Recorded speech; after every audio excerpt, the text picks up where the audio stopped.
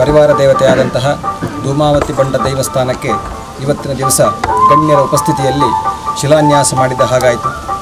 ಶಿಲಾನ್ಯಾಸ ಮಾಡಿದ ಈ ಸಂದರ್ಭದಲ್ಲಿ ಉಪಸ್ಥಿತಿರುವಂತಹ ವಿವಿಧ ಗಣ್ಯರು, ಅದೇ ರೀತಿ ಈ ಗ್ರಾಮಕ್ಕೆ ಸಂಬಂಧಪಟ್ಟವರೆಲ್ಲರೂ ಸೇರಿಕೊಂಡು ಈ ಒಂದು ದೇವಸ್ಥಾನದ ಕಾಮಗಾರಿಕೆಯನ್ನು ಅತಿ ಶೀಘ್ರವಾಗಿ ನಾವು ಪೂರ್ತೀಕರಿಸಿಕೊಂಡು ಮುಂದಿನ ಈ ಉತ್ತರಾಯಣದಲ್ಲಿ ಅಂದರೆ ಬಹುಶಃ ಏಪ್ರಿಲ್ 16ನೇ ತಾರೀಕಿಗೆ ಪುನಃ ಪ್ರತಿಷ್ಠೆ ಹಾಗೂ ಬ್ರಹ್ಮಕಲಶೋತ್ಸವ ಮಾಡಲು ನಾವು ಸಂಕಲ್ಪ ಮಾಡಿದ್ದೇವೆ. ಈ ದೇವಸ್ಥಾನ ನಿರ್ಮಾಣಕ್ಕೆ ಈ ದೇವಸ್ಥಾನಕ್ಕೆ ಸಂಬಂಧಪಟ್ಟಂತಹ ಗುರಿಕಾರ ಮನೆ, ಅದೇ ರೀತಿ ಈ ದೇವಸ್ಥಾನಕ್ಕೆ ಸಂಬಂಧಪಟ್ಟಂತಹ ಚಾಕರಿ ವರ್ಗ, ಅದೇ ರೀತಿ ಸಂಬಂಧಪಟ್ಟ ಈ ಗ್ರಾಮಸ್ಥರೆಲ್ಲ ಸೇರಿಕೊಂಡು ಅದಕ್ಕೆ ಕಂಕಣಬದ್ಧರಾಗಿ ಈ ದೇವಸ್ಥಾನವನ್ನು ಶಾಸ್ತ್ರೀಯವಾಗಿ ಶಿಲ್ಪಶಾಸ್ತ್ರಕ್ಕನುಸಾರವಾಗಿ ಪುನರ್ ನಿರ್ಮಾಣ ಮಾಡಬೇಕು ಎಂಬ ಸಂಕಲ್ಪದಲ್ಲಿ ಆಗುವಂತಹ ಈ ಕೆಲಸಕ್ಕೆ ತಾವೆಲ್ಲರೂ ಕೈ ಜೋಡಿಸಬೇಕು. ಅದೇ ರೀತಿ ನಮಗೆಲ್ಲರಿಗೂ ಈ ಒಂದು ಪುಣ್ಯ ಕಾರ್ಯದಲ್ಲಿ ಕೈ ಜೋಡಿಸಿದ ಎಲ್ಲರಿಗೂ ಆ ಧೂಮಾವತಿ ಬಂಡ ದೈವದ ಅದೇ ರೀತಿ ಮಹಾವಿಷ್ಣು ದೇವರ ಸಂಪೂರ್ಣ ಅನುಗ್ರಹ ಇರಲಿ ಅಂತ ನಾವು ಪ್ರಾರ್ಥನೆ ಮಾಡ್ತೇವೆ.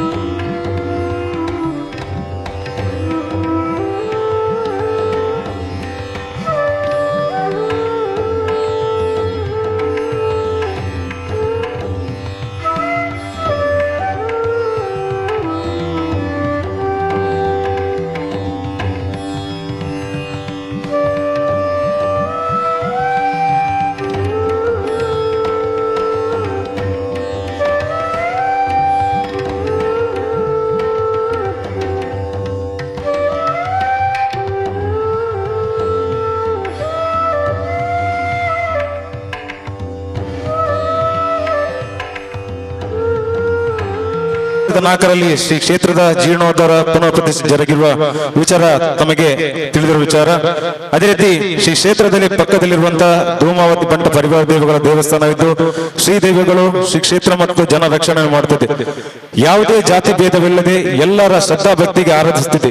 ಪ್ರತಿ ವರ್ಷ ಏಪ್ರಿಲ್ ತಿಂಗಳಲ್ಲಿ ಶ್ರೀ ಕ್ಷೇತ್ರದ ವರ್ಷಾವಧಿ ಜಾತ್ರೆ ನಡೆದಿದ್ದು ಮರುದಿನ ಉಚ್ಚಿಲ ಕೋಟೆ ದೇವಸ್ಥಾನ ನೇಮವು ಗ್ರಾಮಸ್ಥರ ದೇಣಿಗೆಯನ್ನು ನಡೆದಿದೆ. ಉಚ್ಚಿಲ ಶ್ರೀ ಧೂಮಾವತಿ ಬಂಡ ದೈವಗಳ ಭಂಡಾರ ಮನೆಯನ್ನು ಉಚ್ಚಿಲ ರಾಷ್ಟ್ರೀಯ ಹೆದ್ದಾರಿ ಪೂರ್ವದಲ್ಲಿದೆ. ಭಂಡಾರ ಮನೆಯಿಂದ ಕೋಟೆಯಲ್ಲಿರುವ ದೇವಸ್ಥಾನಕ್ಕೆ ವರ್ಷದಲ್ಲಿ 4 ಬಾರಿ ಭಂಡಾರ ಹೋಗುವ ಸಂಪ್ರದಾಯವಿದ್ದು ಜನವರಿ ತಿಂಗಳಲ್ಲಿ ಉಚ್ಚಿಲದಲ್ಲಿ ಜನವರಿ 9 ತಾರೀಕಂದು ಜಾತ್ರೆ ನಡೆಯಲಿದೆ. ಅದೇ ರೀತಿ ರಾಷ್ಟ್ರೀಯ ಹೆದ್ದಾರಿಯ ವಿಸ್ತರಣೆ ಹೆಚ್ಚಲ್ಪಟ್ಟಾಗ ಭಂಡಾರ ಮನೆಯ ರಸ್ತೆಗಿಂತ ಬಹಳಷ್ಟು ತಗ್ಗಿನಲ್ಲಿದೆ. ಸ್ವಚ್ಛತೆ ಮತ್ತು ಶುದ್ಧತೆಗೆ ಕೊರತೆ ಉಂಟಾಗಿದ್ದಕ್ಕೆ ಏಕಮಾತ್ರ ಪರಿಹಾರವಾಗಿ ಭಂಡಾರ ಮನೆಯನ್ನು ಎತ್ತರಿಸುವುದು. ಹಾಗಾಗಿ ಶ್ರೀ ಉಚ್ಚಿಲತಾಯ ಪದ್ಮನಾಭ ತಂತ್ರಿಯವರ ಗೌರವಾಧ್ಯಕ್ಷತೆಯಲ್ಲಿ ಜೀರ್ಣೋದ್ಧಾರ ಸಮಿತಿಯನ್ನು ರಚಿಸಲಾಯಿತು. ದಿನಾಂಕ 21/11/2018 ದೈವಜ್ಞ ಶ್ರೀ ಚೇಗೂಡು ಸುಬ್ರಹ್ಮಣ್ಯ ಭಟ್ ಮೂಲಕ ದೈವ ಚಿಂತನೆಯನ್ನು ಮಾಡಿದಾಗ ಉಚ್ಚಿಲದ ಭಂಡಾರ ಮನೆಯನ್ನು ನವೀಕರಣ ಮತ್ತು ಕೋಟೆಯಲ್ಲಿರುವ ದೇವಸ್ಥಾನದ ಜೀರ್ಣೋದ್ಧಾರ ಆಗಬೇಕೆಂದು ಕಂಡು ಬಂತು. ಜೊತೆಗೆ ಕೆಲವೊಂದು ಚಿಕ್ಕ ಪುಟ್ಟ ಪ್ರಾಯಶ್ಚಿತ್ತ ಪರಿಹಾರಗಳು ಕಂಡು ಬಂದಿದ್ದು ದಿನಾಂಕ 24/12/2018 ವಾಸ್ತುಶಿಲ್ಪಿ ಪ್ರಸಾದ್ ಮುನಿಯಂಗಲ್ ಭಂಡಾರ ಮನೆ ಮತ್ತು ದೇವಸ್ಥಾನಕ್ಕೆ ಬಂದು ಮಾಡಬಹುದಾದ ಕಾಮಗಾರಿಯ ಬಗ್ಗೆ ಅಂದಾಜು ನೀಲನಕ್ಷೆಯನ್ನು ತಯಾರು ಮಾಡಿರುತ್ತಾರೆ. ಓಂ ಗಣಾನಾನ್ತ್ವಾ ಗಣಪತಿಂ ಹವಾಮಹೇ ಕವಿಂ ಕವೀನಾಮುಪಮಶ್ರವಸ್ತಮಂ ಜ್ಯೇಷ್ಠರಾಜಂ ಬ್ರಹ್ಮಣಾಂ ಬ್ರಹ್ಮಣಸ್ಪದ ಆನಃ ಶೃಣ್ವನ್ನೋತಿಭಿಃ ಸೇದಸಾದನಂ ಶ್ರೀ ಮಹಾಗಣಪತಯೇ ನಮಃ. ತದ್ವಿಷ್ಣೋಃ ಪರಮಂ ಪದಂ ಸದಾ ಪಶ್ಯಂತಿ ಸೂರಜಾಃ ದಿವೇ ಏವ ಚಕ್ಷುರಾದತಂ ತದ್ವಿಪ್ರಾಸೋ ವಿಪನ್ಯವೋ ಜಾಗ್ರವಾಂ ಸಸ್ಸಮಿಂಧತೆ ವಿಷ್ಣೋರ್ಯತ್ಪರಮಂ ಪದಂ ವಿಷ್ಣವೇ ನಮಃ ಸಂಸಮಿದ್ಯುಪಸೇ ವೃಷನ್ನಗ್ನೇ ವಿಶ್ವಾನ್ಯರ್ಯ ಇಳಸ್ಪದೇ ಸಮಿಧ್ಯಸೇ ಸನೋಪಸೋನ್ಯಾಭರ ಸಂಗಚ್ಚಧ್ವಂ ಸಂವದಧ್ವಂ ಸಂಭೋಮನಾಂಸಿ ಜಾನತಾಂ ದೇವಾಭಾಗಂ ಯಥಾ ಪೂರ್ವೇ ಸಂಜಾನಾನ ಉಪಾಸತೆ ಸಮಾನೋ ಮಂತ್ರಃ ಸಮಿತಿಃ ಸಮಾನೇ ಸಮಾನಂ ಮನಃ ಸಹ ಚಿತ್ತಮೇಷಾಂ ಸಮಾನಂ ಮಂತ್ರಮಭಿಮಂತ್ರಯೇವ ಸಮಾನೇನ ವೋ ಹವಿಷಾ ಜುಹೋಮಿ ಸಮಾನೇ ಭಾಗೋತಿಃ ಸಮಾನಾ ಹೃದಯಾನಿ ವಃ ಸಮಾನಮಸ್ತು ವೋ ಮನೋ ಯಥಾ ವಸ್ತು ಸಹಾಸತೆ. ಉಚ್ಚಿಲ ಶ್ರೀ ಧೂಮಾವತಿ ಬಂಟ ಪರಿವಾರ ದೈವಗಳು ಎಂದರೆ ಮಹಾವಿಷ್ಣುವನ್ನು ಕಾಯ್ತಾ ಇರುವಂತ, ನಮ್ಮ ಉಚ್ಚಿಲದ ಮಹಾವಿಷ್ಣುವನ್ನು ಕಾಯ್ತಾ ಇರುವಂತ ಅವರ ದಂಡನಾಯಕರು ಅಂತ ಹೇಳ್ಬೋದು. ನಮ್ಮ ಉಚ್ಚಿಲದಲ್ಲಿ ಈ ಗ್ರಾಮದ ಎಲ್ಲ ವಾಸಿಸುವಂತ ಎಲ್ಲರನ್ನು ರಕ್ಷಿಸುವಂತ ಉಚ್ಚಿಲ ಧೂಮಾವತಿ ಬಂಟ ಹಾಗೂ ಸಂಕೊಳಿಗೆ ಗುಳಿಗಜ್ಜ ಹಾಗೂ ಇನ್ನಿತರ ಪರಿವಾರ ದೈವಗಳನ್ನು ನಾವು ನೆನೆಸಿಕೊಂಡೇ ನಾವು ಈ ಊರಿಂದ ಯಾವ ಕೆಲಸಕ್ಕೂ ಶುರು ಮಾಡುವಾಗ ಮಹಾಗಣಪತಿಗೆ ಮೊದಲಾಗಿ ಪ್ರಾರ್ಥನೆ ಮಾಡಿ ಅದ ನಂತರ ನಮ್ಮ ಗ್ರಾಮದ ದೇವರನ್ನು ನಾವು ಸ್ಮರಿಸಿ ನಾವು ಸ್ತುತಿ ಮಾಡಿ ನಾವು ಕಾರ್ಯವನ್ನು ಆರಂಭಿಸ್ತಾ ಇದ್ದೇವೆ. ನಾವು ಈ ಧೂಮಾವತಿ ಬಂಟ ಪರಿವಾರ ದೈವಗಳಿಗೆ ಇರುವಂತ ಶಕ್ತಿಯನ್ನು ನನಗೆ ತಂತ್ರಿಗಳು ಹೇಳಿದ್ದನ್ನು ಅವರು ನಮಗೆ ತಿಳಿಸಿದಂತ ಆ ಒಂದು ಉದ್ದೇಶವನ್ನು ನಾನು ಹೇಳಲಿಕ್ಕೆ ಇಚ್ಛಿಸ್ತೇನೆ. ಇಲ್ಲಿ ಯಾವ ಕೆಲಸಕ್ಕೂ ಧೂಮಾವತಿ ಬಂಟ ಪರಿವಾರ ದೈವಗಳನ್ನು ನೀವು ಧೂಮಾವತಿ ಬಂಟವನ್ನು ನೀವು ನೆನೆಸಿಕೊಂಡು ನೀವು ಶುರು ಮಾಡಿದರೆ ಅದು ಯಾವತ್ತು ಯಾರನ್ನು ಕೈ ಬಿಡಲಿಲ್ಲ. ಅದು ನನಗೆ ಸ್ವಂತ ಅನುಭವ ಅಂತೇಳಿ ತಂತ್ರಿಗಳು ಹೇಳಿದ್ರು. ತಂತ್ರಿಗಳು ಅಂತ ಒಂದು ಮಾತನ್ನು ಹೇಳ್ಬೇಕಾದ್ರೆ ಆ ತಂತ್ರ ಸ್ಥಾನದಲ್ಲಿ ಇದ್ದುಕೊಂಡು ಅದರ ಅನುಭವ ಆಗಿ ಮಾತ್ರ ಅದನ್ನು ಹೇಳಲಿಕ್ಕೆ ಸಾಧ್ಯ, ಅಲ್ಲದೆ ಹೀಗೆ ಒಂದು ಸುಮ್ಮನೆ ಒಂದು ಹೇಳಲಿಕ್ಕೆ ಸಾಧ್ಯವಿಲ್ಲ. ಅದರ ಶಕ್ತಿ ಇದೆ ಅಂತ ಹೇಳಿ ಅವರಿಗೆ ಗೊತ್ತಾಗಿ ಅದನ್ನು ಜೀರ್ಣಾವಸ್ಥೆಯಲ್ಲಿ ಇರುವಂತಹ ಈ ಎರಡು ಭಂಡಾರ ಮನೆ ಮತ್ತು ಸ್ಥಾನವನ್ನು ಪುನರುದ್ಧಾರ ಮಾಡಬೇಕು. ಇನ್ನು ಅದ ನಂತರ ಇಲ್ಲಿಯ ಮಹಾವಿಷ್ಣುವಿಗೆ ಬ್ರಹ್ಮಕಲಶ ಮಾಡಬೇಕು ಅಂತ ಹೇಳೋ ಆಲೋಚನೆಯನ್ನು ಅವರು ಇಟ್ಟುಕೊಂಡು ನಮ್ಮನ್ನೆಲ್ಲ ಕರೆದು ಇಂಥ ಒಂದು ಫಸ್ಟಿಗೆ ಧೂಮಾವತಿ ಬಂಟ ಪರಿವಾರ ದೇವಿಗಳಿಗೆ ನಾವು ಹೊಸತಾಗಿ ಅದನ್ನೆಲ್ಲ ಪುನರ್ ನಿರ್ಮಾಣ ಮಾಡಬೇಕು ಅಂತ ಹೇಳುವಂತ ಆದೇಶವನ್ನು ಇಟ್ಟರು. ಇದು ಕೆಲವರಿಗೆ ಒಂದು ಸಂಶಯ ಇತ್ತು, ಇದು ಕೆಲವೊಂದು ಸಮುದಾಯಕ್ಕೆ ಮಾತ್ರ ಸೇರಿದಂತಹ ಒಂದು ದೇವಸ್ಥಾನವೋ ಅಂತ ಹೇಳಿ. ನಿಜವಾಗಿಯೂ ಅಲ್ಲ. ಇದು ಈ ಊರಿನ ಉಚ್ಚಿಲದಲ್ಲಿ ಗ್ರಾಮದಲ್ಲಿ ಇರುವಂತಹ ಪ್ರತಿಯೊಬ್ಬನಿಗೂ ಇದರಲ್ಲಿ ಪಾಲುವಿಕೆ ಇದೆ. ಇದು ಒಂದು ಪೂಜಾರಿಗಳದೋ ಅಲ್ಲದ್ರೆ ಬೆಳ್ಚಾಡ್ರಗಳದೋ ಅಲ್ಲದ್ರೆ ಮೂಲಿಯರದೋ ಅಲ್ಲದ್ರೆ ಗಟ್ಟಿಗಳದೋ ಹಾಗೆ ಯಾರದ್ದು ಒಂದು ದೇವಸ್ಥಾನ ಅಲ್ಲ. ಈ ಊರಿನಲ್ಲಿ ಉಚ್ಚಿಲದಲ್ಲಿ ಇರುವಂತಹ ಎಲ್ಲರದು ದೇವಸ್ಥಾನವಾಗಿರುತ್ತದೆ. ಆದ ಕಾರಣ ನಮ್ಮ ಮನೆ ಬೆಳಗಾಗಬೇಕಾದ್ರೆ ಫಸ್ಟಿಗೆ ನಮ್ಮ ಕುಟುಂಬ ಒಳ್ಳೇದಾಗಬೇಕು. ಎರಡನೇದು ನಮ್ಮ ಗ್ರಾಮದ ದೇವರುಗಳು ಒಳ್ಳೇದು ಮಾಡಬೇಕು. ಅದ ನಂತರ ನಮ್ಮ ಮಾಗಣೆಯ ದೇವಸ್ಥಾನವನ್ನು ನಾವು ಒಳ್ಳೇದು ಮಾಡಬೇಕು. ಇದೆಲ್ಲ ಸಂತೋಷ ಆದ್ರೆ ಮಾತ್ರ ನಮಗೆ ನೆಮ್ಮದಿ ಮತ್ತು ಸಂತೋಷ ಮತ್ತು ನಮ್ಮ ನೆನೆಸಿದಂತ ಪುಣ್ಯ ಕಾರ್ಯಗಳನ್ನು ಮಾಡಲಿಕ್ಕೆ ನಮಗೆ ಅವಕಾಶ ಸಿಗ್ತದೆ. ಆದ ಕಾರಣ ನಾನು ಈ ಸಂದರ್ಭದಲ್ಲಿ ಹೇಳಲಿಕ್ಕೆ ಇಚ್ಛಿಸುವುದೆಂದರೆ, ಆವತ್ತು ನಮ್ಮ ತಂತ್ರಿಗಳ ಹಿರಿಯರು ಇಲ್ಲಿ ವಾಸವಾಗಿರುವಂತ ಅವರಿಗೆ ಜವಾಬ್ದಾರಿಯನ್ನು ಕೊಟ್ಟುಕೊಂಡು ಕೆಲವು ಎಲ್ಲ ಸಮುದಾಯದವರನ್ನು ಒಟ್ಟು ಸೇರಿಸಿಕೊಂಡು ಕಾರಂತರು ಮತ್ತು ತಂತ್ರಿಗಳು ಒಟ್ಟು ಸೇರಿಕೊಂಡು ಇವರನ್ನೆಲ್ಲ ಜೋಡಿಸಿ ಈ ದೇವಸ್ಥಾನವನ್ನು ನಡೆಸಿ ಅಂತೇಳಿ ಅವರು ಆಡಳಿತ ಮಾಡಿದ್ರು. ಅದನ್ನು ನಡೆಸುವಂತ ಸಂಪೂರ್ಣ ಜವಾಬ್ದಾರಿಯನ್ನು ಈ ಗ್ರಾಮದವರಿಗೆ ಬಿಟ್ಟುಕೊಟ್ಟಿದ್ದಾರೆ. ನಾವು ಯಾರು ಅದಂತೂ ಸಂಕೋಚ ಬೇಡ. ಇದು ತಂತ್ರಿಗಳದೇ, ತಂತ್ರಿಗಳು ಅದಕ್ಕೆ ಮುಖ್ಯಸ್ಥರು. ಅವರ ಜಾಗದಲ್ಲಿ ಇರುವಂತ ದೈವ ಆದರೆ ಅದನ್ನು ಆರಾಧಿಸುವುದು ನಮಗೆಲ್ಲರಿಗೋಸ್ಕರ. ಅವರು ತಂತ್ರಿಗಳು, ಕಾರಂತರು ಮತ್ತು ಬಾಕಿದ್ದವರು ಇದ್ದ ಹಾಗೆ ಎಲ್ಲ ಊರಿನ ಪ್ರತಿಯೊಬ್ಬನ ಜವಾಬ್ದಾರಿ ಅಂತ ಹೇಳಿ ನೆನಪಿಸಲಿಕ್ಕೆ ನಾನು ಈ ಸಂದರ್ಭವನ್ನು ಉಪಯೋಗ ಮಾಡ್ತಾ ಇದ್ದೇನೆ. ದಕ್ಷಿಣ ಕನ್ನಡ ಹಾಗೂ ಕಾಸರಗೋಡಿನಲ್ಲಿ ಪ್ರಸಿದ್ಧವಾಗಿ ಯಾವ ತಂತ್ರ ಸ್ಥಾನದಲ್ಲಿ ಅತ್ಯುತ್ತಮ ಸ್ಥಾನದಲ್ಲಿ ನಾನು ಹೇಳುವುದಾದ್ರೆ ಒಂದು ಯುವಕ ತಂತ್ರಿ ಇರುವುದು ನಮ್ಮ ಭಾಗ್ಯ ಅಂತ ಹೇಳಿ ನಾನು ನೆನೆಸ್ತೇನೆ. ಎಲ್ಲ ಕಡೆಯಲ್ಲಿ ಹೋದ್ರೆ ತಂತ್ರಿಗಳೆಲ್ಲ ಸ್ವಲ್ಪ ಪ್ರಾಯದವರು, ಅವರು ಹೆಚ್ಚಿಗೆ ಮಾತಾಡ್ಲಿಕ್ಕೆ ಇಲ್ಲ. ಆದ್ರೆ ನಮ್ಮ ತಂತ್ರಿಗಳು ಹಾಗೆ ಅಲ್ಲ, ಏನ್ ಬೇಕಾದರೂ ಅವ್ರ ಹತ್ರ ಹೋಗಿ ನಮ್ಗೆ ಮಾತಾಡ್ಲಿಕ್ಕೆ ಆಗ್ತದೆ. ಅವರು ಅದಕ್ಕೆ ಬೇಕಾದಂತ ಉಪದೇಶವನ್ನು ಕೊಡುವಂತ ಒಂದು ವ್ಯಕ್ತಿತ್ವ ಇದ್ದವರು ಆಗಿರ್ತಾರೆ. ಆದ ಕಾರಣ ನಾನು ಈ ಸಂದರ್ಭದಲ್ಲಿ ಈ ಊರಿನ ಈ ಉಚ್ಚಿಲ ಗ್ರಾಮದ ಪ್ರತಿಯೊಂದು ಜಾತಿ ಮತ ಭೇದವಿಲ್ಲದೆ ಎಲ್ಲರೂ ಇದಕ್ಕೆ ಸಹಕಾರ ಕೊಡಬೇಕು ಅಂತ ಹೇಳುವಂತ ಒಂದು ಮಾತನ್ನು ಈ ಸಂದರ್ಭದಲ್ಲಿ ನಾನು ಹೇಳಲಿಕ್ಕೆ ಇಚ್ಛಿಸ್ತೇನೆ. ಯಾಕೆಂತ ಹೇಳಿದ್ರೆ ನಾವು ಏನಾದರೂ ಒಂದು ವ್ಯತ್ಯಾಸ ಇದ್ದುಕೊಂಡು ಅದು ಅವರದು ಇದು ಇವರದು ಅಂತ ಹೇಳುವಂತ ಮನೋಭಾವ ಇಟ್ಟುಕೊಳ್ಳದೆ ನಮ್ಮ ಗ್ರಾಮದ ದೇವರನ್ನು ನಾವು ಆರಾಧಿಸಿದರೆ ನಮಗೆ ಖಂಡಿತವಾಗಿ ಸಂತೋಷ, ನಮಗೆ ನೆಮ್ಮದಿ ಸಿಗ್ತದೆ ಅಂತ ಹೇಳುವಂತ ಒಂದು ಮಾತನ್ನು ಹೇಳ್ತಾ ನಾನು ಹೆಚ್ಚಿಗೆ ಸಮಯವನ್ನು ತಗೊಳ್ಳುವುದಿಲ್ಲ. ನನ್ನ ಕರ್ತವ್ಯವಾದಂಥ ಸ್ವಾಗತ ಮಾಡುವಂತ ಜವಾಬ್ದಾರಿಯನ್ನು ನಾನು ಮಾಡಲಿಕ್ಕೆ ಇಚ್ಛಿಸ್ತೇನೆ. ಇವತ್ತಿನ ಈ ಸಭೆಯ ಅಧ್ಯಕ್ಷರಾಗಿ ಎಲ್ಲರಿಗೂ ಹಿತ ನುಡಿಗಳನ್ನು ಹೇಳುವಂತ ನಮ್ಮ ಈ ದೇವಸ್ಥಾನದ್ದು ಮತ್ತು ನಮ್ಮ ಈ ಮಾಗಣೆದು ಈ ನಮ್ಮ ತುಳುನಾಡಿನದು ಅಂತ ಹೇಳ್ಬೋದು ಪ್ರಸಿದ್ಧವಾದಂತ ಉಚ್ಚಿಲತಾಯ ಪದ್ಮನಾಭ ತಂತ್ರಿಗಳು ಇವತ್ತು ಅಧ್ಯಕ್ಷ ಸ್ಥಾನ ವಹಿಸಿದೆ. ಅವರಿಗೆ ಅದೊಂದು ಸೌಭಾಗ್ಯ ಅಂತ ಹೇಳಿ ನಾವು ನೆನೆಸ್ಕೊಳ್ಬೇಕು. ಸಾಧಾರಣವಾಗಿ ಉಚ್ಚಿಲತಾಯ ಪದ್ಮನಾಭ ತಂತ್ರಿಗಳನ್ನು ನೋಡ್ಲಿಕ್ಕೆ ಬರುವವರು ಒಂದು ದಿವಸ ನಾನು ಇಲ್ಲಿ ನಿಂತಾಗ ಒಂದು 10-25 ಕ್ಷೇತ್ರದ ಮುಖ್ಯಸ್ಥರು, ಅಂದ್ರೆ ಒಂದು ದಿವಸ ಇಲ್ಲಿ ಮಾಗಣೆಯದು ಒಂದು ಕಾರ್ಯಕ್ರಮ ನಡೆಯಿತು. ಆ ಮಾಗಣೆಯ ಒಂದು ಕಾರ್ಯಕ್ರಮ ನಾನು ಇಲ್ಲಿ ಹೇಳಲೇಬೇಕಾಗ್ತದೆ. ಇಲ್ಲಿ ಊರಿನವರು ಬಹಳ ಕಡಿಮೆ ಇತ್ತು, ಆದ್ರೆ ಅವರು ನನ್ನನ್ನು ಕರೆದಿದ್ರು, ನಾನು ಬಂದಿದ್ದೆ.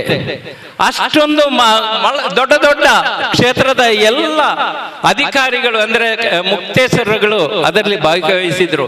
ಜನ ಇದ್ದದ್ದು ನಾವು ಈಗ ಇದ್ದಷ್ಟೇ, ಆದ್ರೆ ಅಲ್ಲಿ ಅವರ ಒಂದೊಂದು ಮಾತು, ಅದನ್ನು ಅವರು ಹೇಳಿದಂತ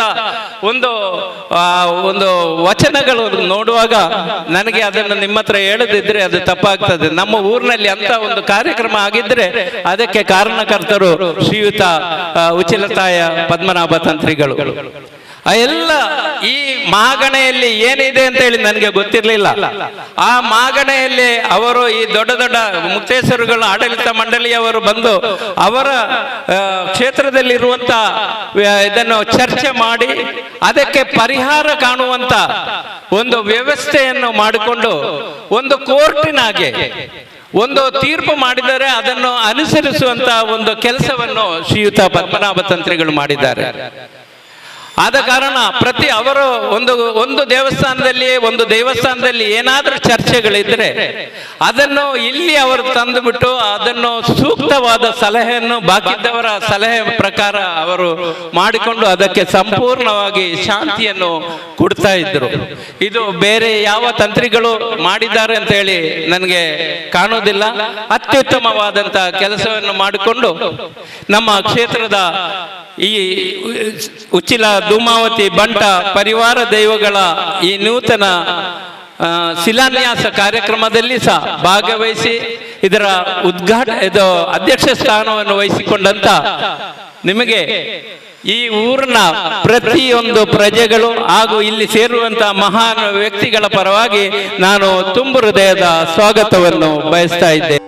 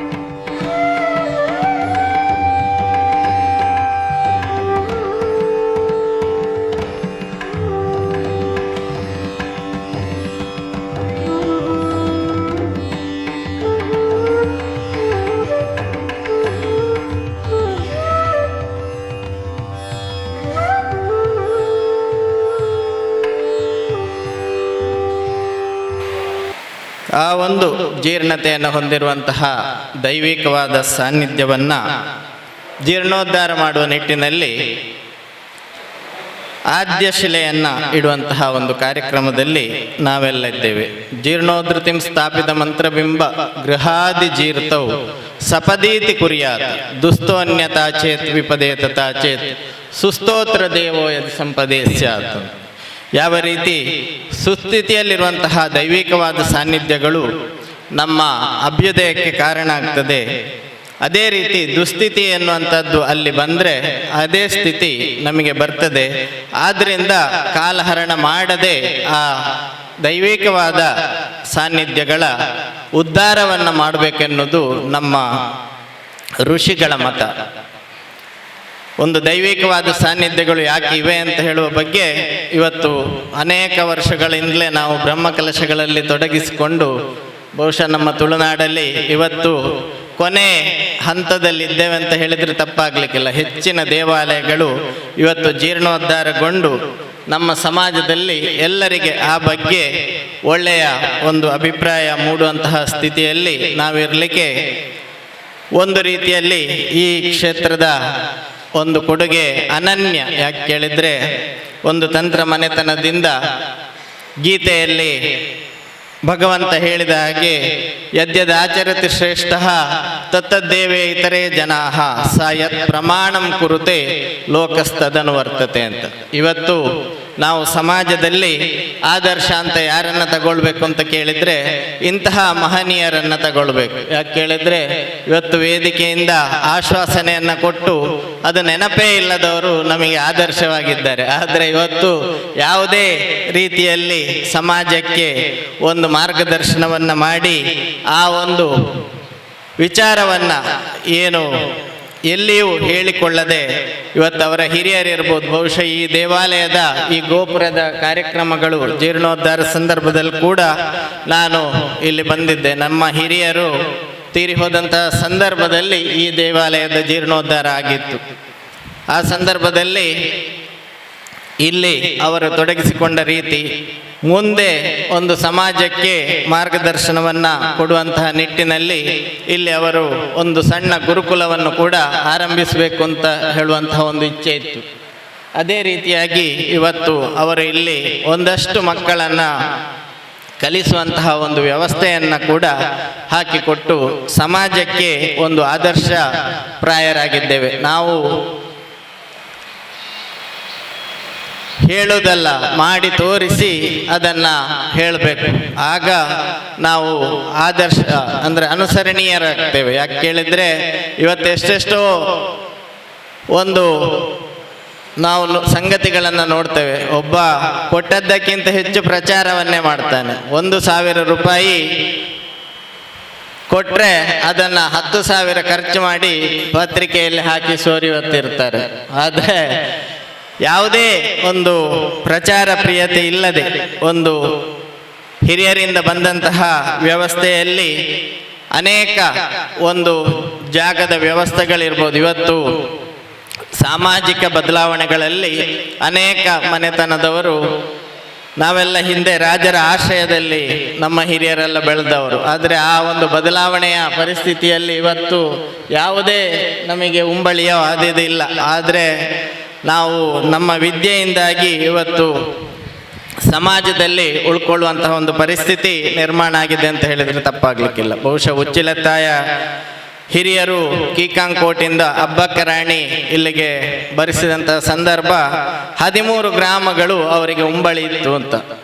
ಇವತ್ತು ಬಹುಶಃ 13 ಎಕರೆಯು ಉಳ್ಕೊಂಡಿದೆ ಇಲ್ವ ಏನ, ಆದರೆ ಆ ದೈವ ದೇವರುಗಳೆಲ್ಲ ಅವರ ಅಧೀನದಲ್ಲೇ ಉಳ್ಕೊಂಡಿದೆ. ಅದನ್ನು ಒಂದು ನಡೆಸುವಂತಹ ನಿಟ್ಟಿನಲ್ಲಿ ಎಲ್ಲರನ್ನ ಸೇರಿಸಿ ಇವತ್ತು ಅನೇಕ ವಾದಗಳು ನಡೀತವೆ. ನಮ್ಮ ದೇವಸ್ಥಾನ ಹಾಗೆ ಹೀಗೆ ಅಂತ ವಿಚಾರವಾದದ ಹೆಸರಲ್ಲಿ ಅಲ್ಲಿ ಹಾಗುಂಟು ಹೀಗುಂಟು ಅಂತ. ನಿಜವಾಗಿ ನೋಡಲಿಕ್ಕೆ ಹೋದರೆ ನಮ್ಮ ದೇವಾಲಯಗಳಿರುವುದೇ ಸಮಾಜದಲ್ಲಿ ಯಾರಿಗೆ ಸ್ವಂತವಾಗಿ ಯಾವುದೇ ಅನುಷ್ಠಾನವನ್ನು ಮಾಡಲಿಕ್ಕೆ ಆಗುವುದಿಲ್ಲ ಅಂಥವರಿಗೋಸ್ಕರವಾಗಿ ಈ ದೇವಾಲಯಗಳು ಹಿಂದೆ ರಾಜರಿಂದ ಸ್ಥಾಪಿಸಲ್ಪಟ್ಟಿದೆ. ಯಾರು ಪ್ರಥಮಂ ಪ್ರತಿಮಾ ಪೂಜನಂ, ದ್ವಿತೀಯಂ ಮಂತ್ರಸ್ತೋತ್ರ ಪಠನಂ, ತೃತೀಯಂ ಧ್ಯಾನ ಯೋಗಂಚ, ಚತುರ್ಥಂ ಬ್ರಹ್ಮ ನಿರ್ವಾಣಕಂ ಅಂತ. ಈ ಒಂದು ಮೇಲ್ಮಟ್ಟದಲ್ಲಿರುವವರಿಗೆ ದೇವಾಲಯಗಳು ಬೇಡ. ದೇವಾಲಯಗಳಿರುವಂಥದ್ದು ಧಾರ್ಮಿಕ ಒಂದು ವಿಚಾರದಲ್ಲಿ ತೊಡಗಿಸಿಕೊಳ್ಳುವವನಿಗೆ ಪ್ರಥಮ ಹಂತ. ಹಾಗಿರುವಂತಹ ದೇವಾಲಯಗಳು ಅತ್ಯಂತ ಒಂದು ಸರಳ ರೀತಿಯಲ್ಲಿ ಆ ಭಗವಂತನನ್ನ ಆರಾಧಿಸಲಿಕ್ಕಿರುವಂತಹ ಸ್ಥಾನಗಳು. ಇಂತಹ ಇಲ್ಲಿ ಯಾರು ಕೂಡ ಆ ಭಗವಂತನನ್ನ ಹತ್ತಿರದಿಂದ ಕರೆದು ಪ್ರಾರ್ಥನೆಯನ್ನು ಮಾಡಬಹುದು. ಅಂತಹ ವಿಚಾರದಲ್ಲಿ ಕೂಡ ಇವತ್ತು ಚರ್ಚೆಗಳು ನಡೀತಾ ಇರೋದು ಅತ್ಯಂತ ಬೇಸರದ ಸಂಗತಿ. ಯಾಕೆ ಕೇಳಿದ್ರೆ ಇದನ್ನು ತಿಳಿಯದೆ ಕೆಲವರು ಹೇಳ್ತಾ ಇದ್ದಾರೆ, ಇಲ್ಲಿ ಬರುವುದೇ ಇಲ್ಲ ಅವರು, ಇಲ್ಲಿ ಏನು ವ್ಯವಸ್ಥೆ ಇದೆ, ಯಾವ ರೀತಿ ಒಂದು ಸಾಮಾಜಿಕವಾದ ವ್ಯವಸ್ಥೆಯಲ್ಲಿ ಏನು ಮಾಡ್ಬೋದು ಎನ್ನುವುದಕ್ಕೆ ನಮ್ಮ ಸನಾತನವಾದ ಒಂದು ಪರಂಪರೆಯಲ್ಲಿ ದೈವ ಮತ್ತು ದೇವರು ಅಂತ ಹೇಳಿದರೆ ತಪ್ಪಾಗಲಿಕ್ಕಿಲ್ಲ. ದೈವಗಳ ಆರಾಧನೆಯಲ್ಲಿ ಸಮಾಜದ ಕಟ್ಟಕಡೆಯ ವ್ಯಕ್ತಿ ಕೂಡ ಒಂದು ತೊಡಗಿಸಿಕೊಳ್ಳುವಂತಹ ಒಂದು ವ್ಯವಸ್ಥೆ ಇದ್ದರೆ ಅದು ನಮ್ಮ ಸನಾತನವಾದ ಭಾರತೀಯತೆಯಲ್ಲಿ ಮಾತ್ರ ಕಾಣಲಿಕ್ಕೆ ಸಾಧ್ಯ. ಇವತ್ತು ಯಾವುದೇ ದೇಶದಿಂದ ಬಂದರೂ ಕೂಡ ನಾವು ಅವರನ್ನು ಇಲ್ಲಿ ನಿರ್ಮಲವಾಗಿ ಸ್ವಾಗತಿಸಿದ್ದೇವೆ. ಇವತ್ತು ನಮ್ಮ ದೇವಸ್ಥಾನಗಳು ನೋಡ್ಬೋದು, ನಮ್ಮ ದೇವಾಲಯದ ಪಾತ್ರೆಗಳು ಪಗಡಿಗಳಿಗೆ ಕಲಾಯಿ ಹಾಕುವುದಿದೆ, ತಾಮ್ರದ ಪಾತ್ರೆಗಳಿಗೆ ನಾವು ಹೇಳ್ತೇವೆ ಅವು ಪುರ್ಬುನಗ್ಲು ಅಂತ, ಅಂದರೆ ಕ್ರಿಶ್ಚಿಯನ್ರು. ಕಲಾಯಿ ಹೆಚ್ಚಾಗಿ ಹಾಕುವವರು ಅಂದರೆ ಕ್ರಿಶ್ಚಿಯನ್ರೇ ಆಗಿರ್ತಾರೆ. ಯಾರು ಅವರನ್ನು ದೇವಾಲಯದಲ್ಲಿ ನೀವು ಆ ಕೆಲಸ ಮಾಡಬೇಡಿ ಹೇಳಲಿಲ್ಲ. ಹಾಗೆ ನಮ್ಮಲ್ಲಿ ಸುಡುಮದ್ದು ಹೊಡಿಸುವವರೆಲ್ಲ ಮುಸ್ಲಿಮ ಬಂಧುಗಳಿದ್ದಾರೆ. ಇನ್ನು ಕೆಲವೊಂದು ನೋಡಬೇಕು, ಕೊಂಬು ವಾದ್ಯ, ಸಾಹೇಬ್ರು ಕೊಂಬು ಅನೇಕ ಕಡೆ ಇದೆ ಸಾಹೇಬ್ರು. ಇಲ್ಲಿ ಮತೀಯ ಒಂದು ವಿಚಾರಗಳೇ ಬರಲಿಲ್ಲ.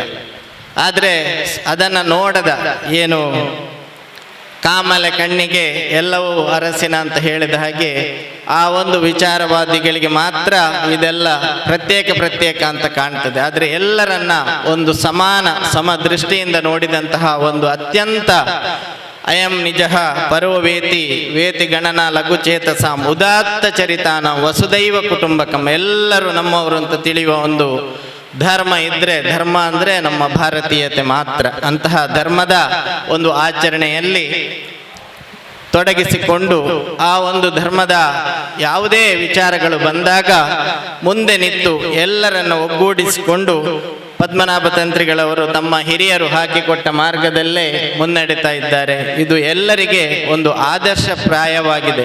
ಅಂದರೆ ತೋರಿಸುವಂಥದ್ದು, ಯಾವುದನ್ನು ತೋರಿಸ್ಬೇಕು ಹೇಳಿದ್ರೆ ಒಳ್ಳೆಯದನ್ನು ಮಾರ್ಗವನ್ನು ತೋರಿಸಬೇಕು. ಇವತ್ತು ಕೆಲವರು ಇರ್ತಾರೆ ಹೀಗೆ ಗಂಟೆಗಟ್ಟಲೆ ಬೋಧನೆಯನ್ನು ಕೊಡ್ತಾರೆ, ಅವರು ಯಾವುದೇ ಆಚರಣೆಯನ್ನು ಮಾಡುವುದಿಲ್ಲ. ಕೇವಲ ಕೇಸರಿ ಅಥವಾ ಇನ್ನೊಂದು ವೇಷವನ್ನು ಉದರ ನಿಮಿತ್ತಂ ಬಹುಕೃತ ವೇಷಂ ಅಂತ ಹೇಳಿದಾಗೆ ಹಾಕಿ ಪ್ರಯೋಜನ ಇಲ್ಲ. ಆದರೆ ಆ ವ್ಯಕ್ತಿ ಯಾವಾಗ ತಾನು ಆಚರಿಸಿ ಹೇಳ್ತಾನ ಆಗ ಅದನ್ನು ಸಮಾಜ ಒಪ್ತದೆ. ಅದರಿಂದಾಗಿ ಇವತ್ತು ನೀವೆಲ್ಲ ತಂತ್ರಿಗಳು ಇವತ್ತು ಹೇಳಿದರೆ ಎಲ್ಲರೂ ಬರ್ತಿದ್ರು, ಆದರೆ ಅವರು ಸಮದೃಷ್ಟಿ ಅಂದರೆ ಇದು ನಮ್ಮ ಗ್ರಾಮದ ನಮಗೆ ಸಂಬಂಧಪಟ್ಟ ಒಂದು ವಿಚಾರ ಅಂತ ಹೇಳುವ ದೃಷ್ಟಿಯಿಂದ ಹೊರಗಿನವರಿಗೆ ಹೇಳಲೇ ಇಲ್ಲ ಇದ್ರೆ ಈಗ ಅವರಿಗೆ ಎಷ್ಟೋ ಜನರ ಹತ್ರ ನಾನೊಂದು ಜೀರ್ಣೋದ್ಧಾರ ಮಾಡ್ತೇನೆ ಅಂತ ಹೇಳಿ ಏನೋ ಹಣ ಅಥವಾ ಆರ್ಥಿಕ ವ್ಯವಸ್ಥೆಯನ್ನು ಮಾಡುವುದು ದೊಡ್ಡ ವಿಷಯ ಅಲ್ಲ. ಅಥವಾ ಸರ್ಕಾರದಲ್ಲಿ ಕೂಡ ಅವರ ಒಂದು ಇದರಿಂದ ಕೇಳಬಹುದು. ಆದರೆ ಇದು ಯಾವುದು ಬೇಡ, ನಾವು ಇದು ನಮ್ಮ ಗ್ರಾಮ ಇದಕ್ಕೆ ಮಾತ್ರ ಸೀಮಿತವಾಗಿರುವಂತಹ ಒಂದು ವಿಚಾರ ಅಂತ ಹೇಳ್ತಾ ಅದನ್ನು ನಾವೇ ಮಾಡಬೇಕು ಅಂತ ಒಂದು ಮುಂದೆ ನಿಂತು ಮಾಡುವಂತಹ ಆ ಒಂದು ವ್ಯಕ್ತಿತ್ವ ಎಲ್ಲರಲ್ಲಿ ಕಾಣಲಿಕ್ಕೆ ಸಾಧ್ಯ ಇಲ್ಲ.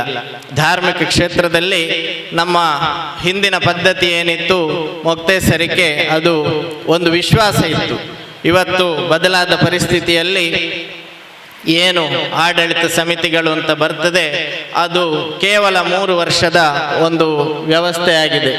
ಇದರಿಂದಾಗಿ ಇವತ್ತು ಎಲ್ಲ ನಮ್ಮ ದೇವಾಲಯಗಳಲ್ಲಿ ಒಂದಷ್ಟು ವಿಚಾರಗಳಲ್ಲಿ ಆಚರಣೆಗಳಲ್ಲಿ ವ್ಯತ್ಯಾಸಗಳನ್ನು ಕಾಣ್ತಾ ಇದ್ದೇವೆ. ನಾವು ಬಂದಾಗ ಹೀಗೆ, ಅವರು ಬಂದಾಗ ಹೀಗೆ ಅಂತ ಹೇಳುವಂಥ ಒಂದು ಪರಿಸ್ಥಿತಿಯ ಕಾಲಘಟ್ಟದಲ್ಲಿ ನಾವು ಇದ್ದೇವೆ. ಆ ಬಗ್ಗೆ ಕೂಡ ನಾನು ತಂತ್ರಿಗಳಲ್ಲಿ ಅನೇಕ ಬಾರಿ ನಾವು ಚರ್ಚೆ ಮಾಡಿದ್ದೇವೆ. ಅವರು ಹೇಳಿದರು ನಾವು ಒಂದು ಆ ಬಗ್ಗೆ ಕೂಡ ಮಂಗಳೂರು ಉತ್ತರ ಮಾಗಣೆಯಿಂದ ಒಂದು ರಿಟ್ ಹೋಗುವ ಒಂದು ವ್ಯವಸ್ಥೆಯಲ್ಲಿದ್ದೇವೆ ಅಂತ. ಬಹುಶಃ ಎಲ್ಲರೂ ಸೇರಿ ನಮ್ಮ ದೇವಾಲಯಗಳನ್ನು ಪುನಃ ನಮಗೆ ಕೊಡಿ ಅಂತ ಕೇಳುವಂತಹ ಒಂದು ಸಂದರ್ಭ. ಅದಕ್ಕೆ ಕೂಡ ನಮ್ಮ ತಂತ್ರಿಗಳ ನೇತೃತ್ವದಲ್ಲಿ ಅವರು ಒಂದು ಸ್ವತಃ ವಕೀಲರು ಕೂಡ ಆಗಿದ್ರು. ಹಾಗಾಗಿ ಅನೇಕ ವಿಚಾರಗಳು ಅವರಿಗೆ ಗೊತ್ತಿದೆ. ಇವತ್ತು ತಂತ್ರಿಗಳಾದರೂ ಕೂಡ ನ್ಯಾಯಕ್ಕಾಗಿ ಹೋರಾಟ ಮಾಡುವುದೇನು ತಪ್ಪಲ್ಲ. ಹಾಗಾಗಿ ಸಾಮಾಜಿಕ ನ್ಯಾಯವನ್ನು ಕೂಡ ಕೇಳುವಂತಹ ಒಂದು ವ್ಯವಸ್ಥೆ ನಮ್ಮ ಉಚ್ಚಿಲ. ಮಹಾವಿಷ್ಣು ರಕ್ಷಾಧಿಪತಿಯಾಗಿದ್ದಾನೆ, ಏನು ಹೆದರಬೇಕಾಗಿಲ್ಲ. ಎಲ್ಲ ಆಯುಧಗಳು ಇರುವುದು ಯಾರಲ್ಲಿ ಕೇಳಿದರೆ ವಿಷ್ಣುವಿನಲ್ಲಿ ಮಾತ್ರ. ಬೇರೆ ಸುದರ್ಶನ ಅನ್ನೋ ಒಂದು ವಿಶೇಷ ಆಯುಧ, ಬೇರೆ ಆಯುಧಗಳೆಲ್ಲ ಪ್ರಯೋಗಿಸಿದ್ರೆ ಮಾತ್ರ, ಅದರ ಒಂದು ಸ್ವಂತಿಕೆ ಇರುವಂತಹ ಒಂದು ಆಯುಧ ಸುದರ್ಶನ. ನೀವು ಕೇಳಿರ್ಬೋದು, ನಮ್ಮ ಯಕ್ಷಗಾನದಲ್ಲೆಲ್ಲ ನೋಡಿರ್ಬೋದು. ಹಾಗೆ ಒಂದು ಸ್ವಂತಿಕೆ ಇರುವಂತಹ ಆಯುಧವನ್ನು ಹೊಂದಿರುವ ದೇವರು ಅಂತ ಹೇಳಿದರೆ ಮಹಾವಿಷ್ಣು. ಆ ಮಹಾವಿಷ್ಣು ನಮಗೆಲ್ಲ ಆ ಒಂದು ರಕ್ಷೆಯಲ್ಲಿ ನಿಂತು ಈ ಒಂದು ಕಾರ್ಯ ಅತ್ಯಂತ ಶೀಘ್ರವಾಗಿ ಆಗಿ ಪುನಃ ಆ ಪ್ರತಿಷ್ಠೆ ಧೂಮಾವತಿ ಬಂಟ ದೈವಗಳು ಕೇವಲ ಉಚ್ಚಿಲ ಅಥವಾ ಸೋಮೇಶ್ವರ ಮಾಗಣೆಗಲ್ಲ, ಎಲ್ಲ ಸಮಸ್ತ ವಿಶ್ವಕ್ಕೆ ಒಂದು ರಕ್ಷೆಯಲ್ಲಿ ನಿಲ್ಲಿ. ಏನು ಆ ವಿಶ್ವದಲ್ಲಿ ಅಶಾಂತಿ ಇದು ನೆಲೆ ಆಗಿದೆ, ಅದೆಲ್ಲ ಆ ಮಹಾವಿಷ್ಣು ನಮ್ಮ ಜನರ ಎಲ್ಲರಿಗೆ ಒಳ್ಳೆಯ ಬುದ್ಧಿಯನ್ನು ಕೊಡುವ ಮುಖಾಂತರ ರಕ್ಷೆಯನ್ನು ಮಾಡಲಿ. ಈ ಜುಮಾದಿ ಬಂಟ ಮತ್ತು ಪರಿವಾರ ದೈವಗಳ, ಅದರಲ್ಲೂ ವಿಶೇಷವಾಗಿ ಜುಮಾದಿಯ ಈ ಸ್ಥಳದಲ್ಲಿ ಇರುವಂತಹ ಅದರ ವಿಶೇಷತೆ ಏನು ಎಂಬುದನ್ನು ನಾವು ಹೆಚ್ಚಿನ ಜನರು ತಿಳಿದಿಲ್ಲ ಅಂತ ಅನಿಸುತ್ತದೆ. ಅದಕ್ಕೆ ಒಂದು ವಿಶೇಷತೆ ಇದೆ. ಇತ್ತೀಚೆಗೆ ತಂತ್ರಿಯವರ ವಿಷಯ ಮಾತಾಡುವಾಗ ದೇವಪುಂಜನ ಕತೆ ಹೇಳಿ ಆ ದೇವಪುಂಜನಿಗೂ ಇಲ್ಲಿಯ ಜುಮಾದಿಗೂ ಇರುವಂತಹ ಸಂಬಂಧದ ವಿಷಯವಾಗಿ ಅವರು ತಿಳಿಸಿದರು.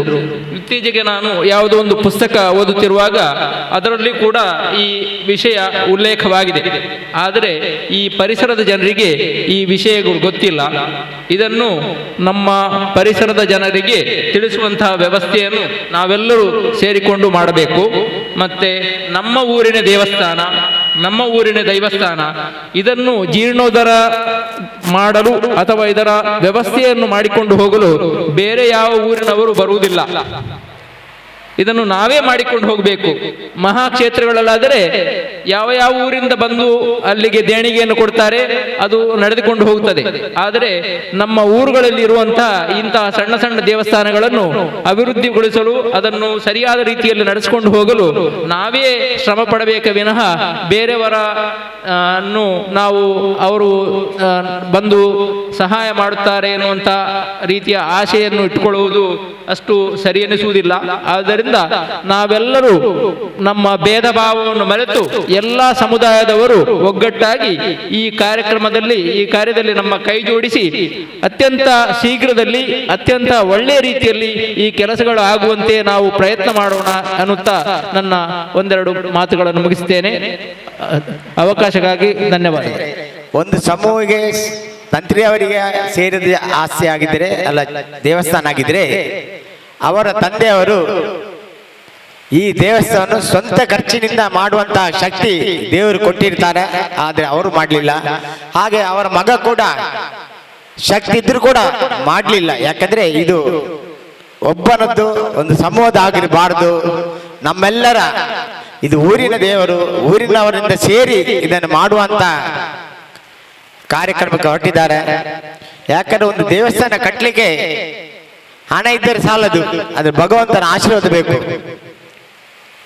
ಕೋಟ್ಯಾಧೀಶರಾದ ಟಾಟಾ ಬಿರ್ಲಾದವರು, ಅಂಬಾನಿ ಅವರಿಗೆ ಎಷ್ಟು ಹಣ ಇದ್ದರೂ ಕೂಡ ಅವರಿಗೊಂದು ದೇವಸ್ಥಾನ ಕಟ್ಟಲಿಕ್ಕೆ ಯೋಗ್ಯತೆ ಇರುವುದಿಲ್ಲ. ಹಾಗೆ ಇಲ್ಲಿ ಈ ದೇವಸ್ಥಾನವನ್ನು ಕಟ್ಟಬೇಕು ಅಂತ ಹೊರಟವರು ನಮ್ಮ ತಂದೆಯವರು. ಅವರಿಗೆ ಆ ಭಾಗ್ಯ ದೇವರು ಒದಗಿಸಿಕೊಟ್ಟಿದ್ದಾರೆ. ಅದೆಲ್ಲ ನಮ್ಮೆಲ್ಲರ ಪುಣ್ಯ ಅಂತ ಹೇಳ್ಬೋದು. ಇವತ್ತು ನಾವೆಲ್ಲರೂ ಸೇರಿ ಅವರು ಹಾಕಿದಂತ ಬುನಾದಿಯನ್ನು ನಾವು ಆದಷ್ಟು ಬೇಗ ನೆರವೇರಿಸಬೇಕು.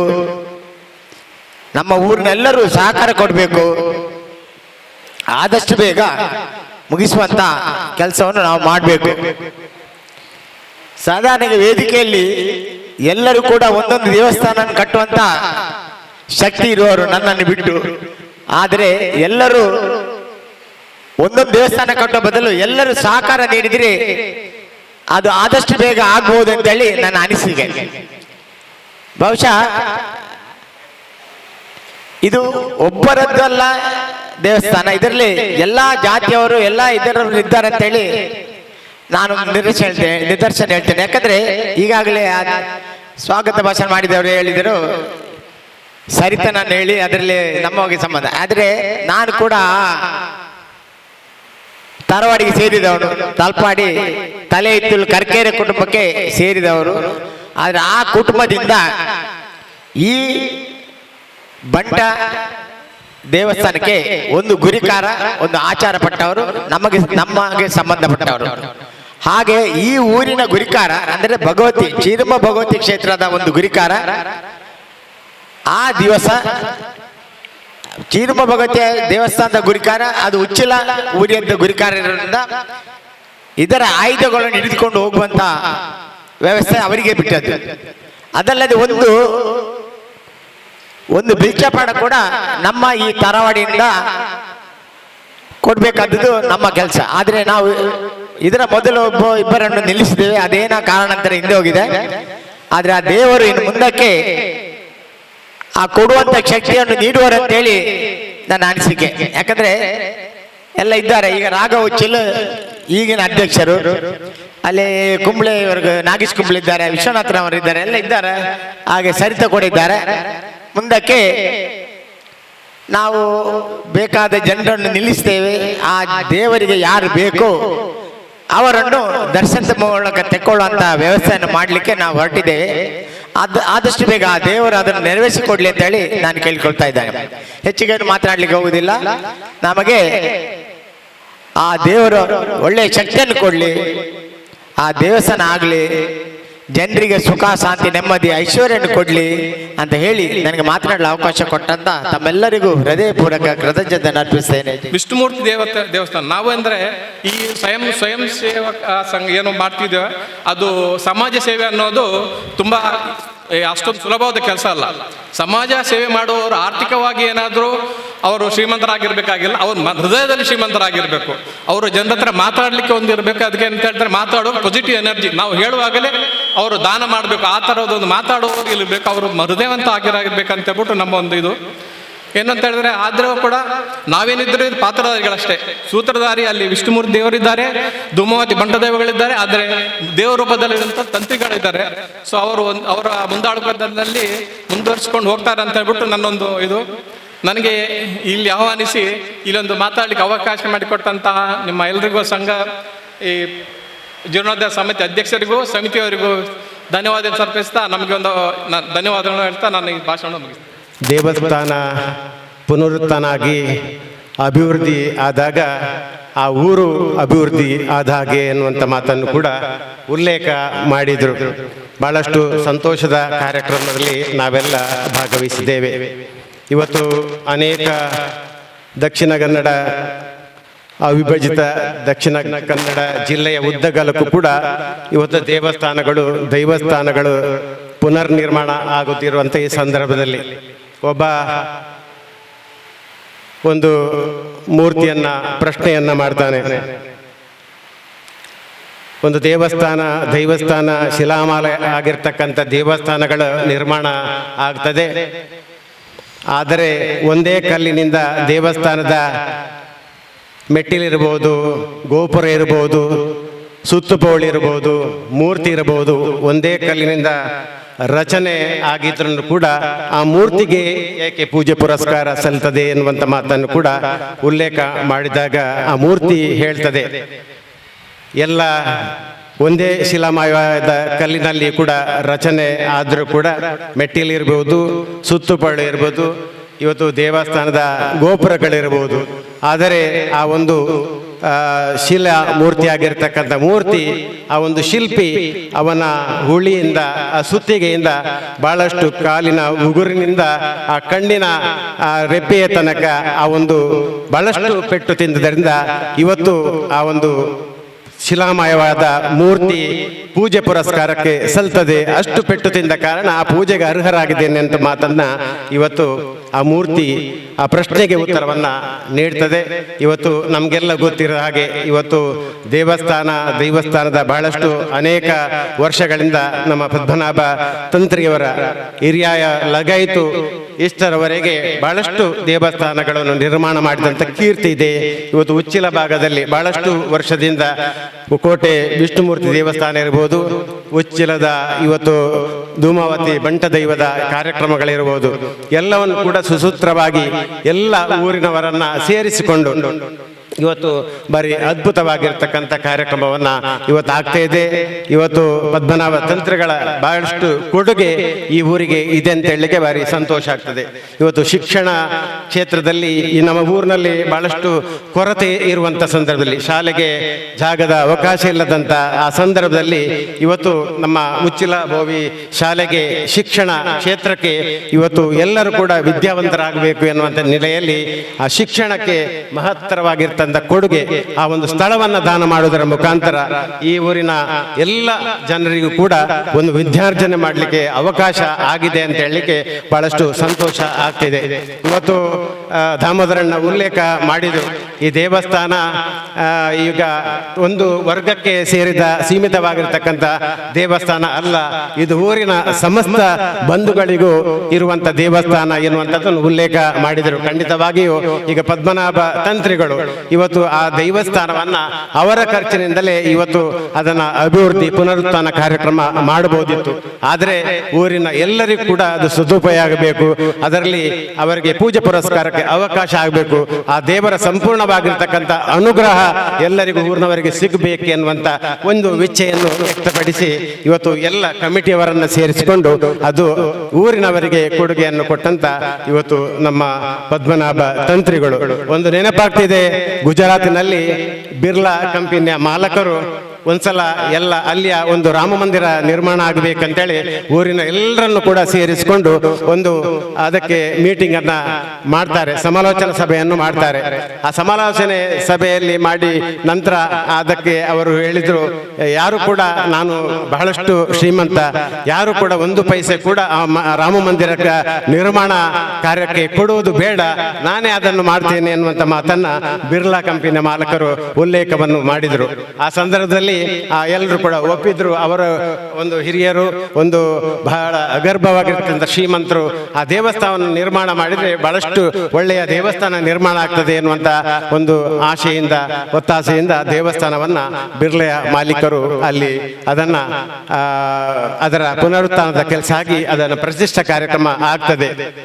ಇವತ್ತು ರಾಮ ಮಂದಿರ ಅಂತೇಳಿ ಅದರ ಹೆಸರೇ ಬರುವುದಿಲ್ಲ. ಈಗ ಎಲ್ಲರೂ ಕೂಡ ಉಲ್ಲೇಖ ಮಾಡೋದಂತ ಅದು ಬಿರ್ಲಾ ದೇವಸ್ಥಾನ ಅಂತೇಳಿ ಉಲ್ಲೇಖ ಮಾಡ್ತಾರೆ. ನಿಜವಾಗಿ ಅದರ ಯಾವುದು ಕೂಡ ನನಗೆ ಅದರ ಸ್ವಾರ್ಥ ಇಲ್ಲ, ನಿಸ್ವಾರ್ಥ ಸೇವೆಯಿಂದ ಆ ಒಂದು ದೇವಸ್ಥಾನ ಎಲ್ಲ ಸಮುದಾಯದವರನ್ನ ಸೇರಿಸಿಕೊಂಡು ಆ ಒಂದು ಪವಿತ್ರತ ದೈವಸ್ಥಾನ ಆಗಬೇಕೆನ್ನುವಂತ ಒಂದು ಮನದಾಸೆಯಿಂದ ತಂತ್ರಿಗಳು ಎಲ್ಲರನ್ನು ಕೂಡ ಪ್ರೀತಿಪೂರ್ವಕವಾಗಿ ಸೇರಿಸಿಕೊಂಡು ಎಲ್ಲ ಸಮಾಜದ ಬಂಧುಗಳಿಗೂ ಕೂಡ ಅಲ್ಲಿ ಆ ದೈವಸ್ಥಾನಕ್ಕೆ ಪ್ರವೇಶ ಮಾಡುವಂತ ಅಲ್ಲಿಯ ಭಕ್ತರಾಗಬೇಕು ಎನ್ನುವಂತ ಒಂದು ಒಳ್ಳೆಯ ಇಚ್ಛೆಯನ್ನು ವ್ಯಕ್ತಪಡಿಸಿಕೊಂಡು ಆ ದೇವಸ್ಥಾನವನ್ನ ನಿರ್ಮಾಣ ಮಾಡಲಿಕ್ಕೆ ಇವತ್ತು ಅವರಿಗೆ ಅನುವು ಕೊಟ್ಟಿದ್ದಾರೆ. ಈಗಾಗಲೇ ನಾವು ಈಗ ಬಹಳಷ್ಟು ಉಲ್ಲೇಖ ಮಾಡಿದಾಗೆ ನಮ್ಮ ಗಂಗಾಧರ ಉಳ್ಳಾಲರು ಹೇಳಿದ್ರು, ವೇದಿಕೆಯಲ್ಲಿರುವಂತ ಎಲ್ಲರಿಗೂ ಕೂಡ ಒಂದೊಂದು ದೇವಸ್ಥಾನವನ್ನು ಕಟ್ಟುವಂತ ಆ ತಾಕತ್ತಿದ್ದವರೇ ಇವತ್ತು ಈ ಒಂದು ಸಭೆಯಲ್ಲಿ ಇದ್ದಾರೆ ಎನ್ನುವಂತ ಮಾತನ್ನ ಹೇಳಿದ್ದಾರೆ. ಖಂಡಿತವಾಗಿಯೂ ಈ ಒಂದು ದೈವಸ್ಥಾನದ ನಿರ್ಮಾಣ ಆ ಒಂದು ನಮ್ಮ ಜೀವಿತ ಅವಧಿಯಲ್ಲಿ ಒಂದು ಪುಣ್ಯದ ಕಾರ್ಯ ಅಂತೇಳಿ ಭಾವಿಸ್ತೇನೆ. ಇನ್ನು ಮುಂದಿನ ದಿನಗಳಲ್ಲಿ ಎಲ್ಲರೂ ಕೂಡ ಅದಕ್ಕೆ ನಮ್ಮ ತನು ಮನ ಧನಗಳನ್ನ ಕೊಡುಗೆಯ ಮುಖಾಂತರ ಕೊಡುವುದರ ಮುಖಾಂತರ ಆ ದೈವದ ಒಂದು ಕೃಪೆಗೆ ಪಾತ್ರರಾಗಬೇಕಂತೇಳಿ ನಾನು ವಿನಂತಿಯನ್ನ ಈ ಸಂದರ್ಭದಲ್ಲಿ ಮಾಡುತ್ತೇನೆ. ಇವತ್ತು ಸರ್ವೇ ಜನ ಸುಖಿನೋ ಭವಂತು, ಎಲ್ಲರಿಗೂ ಕೂಡ ಒಳ್ಳೆಯದಾಗಬೇಕೆನ್ನುವಂತ ಒಂದು ಒತ್ತಾಸೆಯಿಂದ ತಂತ್ರಿಗಳು ಮುನಿಯಂಗಳರು ಕೂಡ ಒಂದು ಶಿಲಾಮಯ ದೇವಸ್ಥಾನ ದೇವಸ್ಥಾನದ ಬಹಳಷ್ಟು ಕಡಗಗಳಲ್ಲಿ ಇವತ್ತು ದೇವಸ್ಥಾನದ ಆ ನಿರ್ಮಾಪಕರ ನಿರ್ಮಾಣವನ್ನ ಮಾಡುವುದರ ಮುಖಾಂತರ ವಾಸ್ತುಶಿಲ್ಪದ ಆಧಾರದಲ್ಲಿ ವೈದಿಕ ಆಧಾರದಲ್ಲಿ ಹೇಗೆ ಒಂದು ದೇವಸ್ಥಾನಗಳು ಅಭಿವೃದ್ಧಿ ಆಗಬೇಕು ಎನ್ನುವಂತ ಉಲ್ಲೇಖವನ್ನು ಬಾರಿ ವಿಸ್ತೃತವಾಗಿ ನಮಗೆ ತಿಳಿಸಿಕೊಟ್ಟಿದ್ದಾರೆ. ಮುಂದಿನ ದಿನಗಳಲ್ಲಿ ಒಂದು ದೈವಸ್ಥಾನ ಒಂದು ಆ ಗ್ರಾಮದಲ್ಲಿ ಅಭಿವೃದ್ಧಿ ಆದರೆ ನಮಗೆಲ್ಲರಿಗೂ ಕೂಡ ಆ ದೈವಗಳು ಖಂಡಿತವಾಗಿ ಒಳ್ಳೆಯ ಅನುಗ್ರಹವನ್ನು ನೀಡ್ತಾರೆ. ಸತ್ಯೋಲ್ ನಮಿತ್ ದೈವ ನಮ್ಮ ತುಳುಟು ಬಂದ್ಬೇಡ ಸತ್ಯೋಲ್ ನಮಿತ್ ಪೂರ್ಣ ನಂಬಿಕೆ ಇದು ನಮ್ಮ ಜತ್ತಣ್ಣ ಹೂವೇ ಗಣಕಾರ್ಯ ಅಲ್ಲ ಅವು ಅತಿ ಶೀಘ್ರ ಪೂರ್ಣ ಮಾತುಗಳ ದಾವೆ ಜನಕ್ಕಲ್ಲ ಎಡ್ಡೆ ಕೆಲಸ ದೇವದೇವರು ಮತ್ತು ಇಂಚವಂಡ ಇದು ನಮ್ಮ ಮಾತೆಲ್ಲ ಪಾತರ್ನಾಗ ಉಪದೇಶ ಕೊರ್ಪ ದೇವದೇವ್ರ ನಮ್ಮಿತ್ತು ಭಕ್ತಿ ಬಣ್ಪ ಡಾಂಬಿಕ ನಮ್ಮ ಸರಳ ರೀತಿಯಲ್ಲಿ ಬಂದ್ಕೊಂಡ ಡಾಂಬಿಕ ಭಕ್ತಿ ನಮ್ಮ ಹೆಚ್ಚಿಗೆ ಉಂಟು. ಪೂರ್ಣ ನಂಬಿಕೆ ದೇವದೇವರ ಹೆಜ್ಜಿ ಪನ್ಪುಲ್ಲ ಅವಾದ ನಾಲ್ ಪಂಪಿನ ನೆಟ್ ಪೂರ್ಣ ನೆಕ್ ಎಂಗ್ಲ ಎನ್ನೊಂಜಿ ನಂಬಿಕೆ ಬಂಡ ಯಾನ್ಲ